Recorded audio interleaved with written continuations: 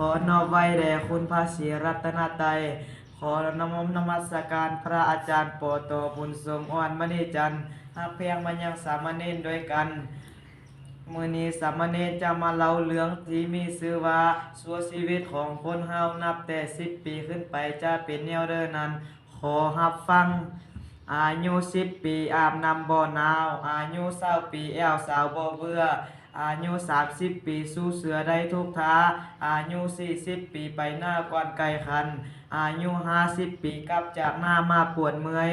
อายุ60 ปีเป่าคุยบ่ดังอายุ70 ปีเดินทางบ่กงอายุ80 ปีลงเรือบ่ได้อายุ90 ปีเว้าหยังบ่ฮู้อายุ100 ปีนอนเบิ่งลูกหลานนี่ก็คือเรื่องราวของคนเฮาแต่อายุ10 ปีขึ้นไปถ้าผิดพลาดประการเด้อก็ขออภัยไว้ณที่นี้ด้วยเห็นว่ามาฮอดบ่อนนี้ก็สมควรแก่เวลาสาธุ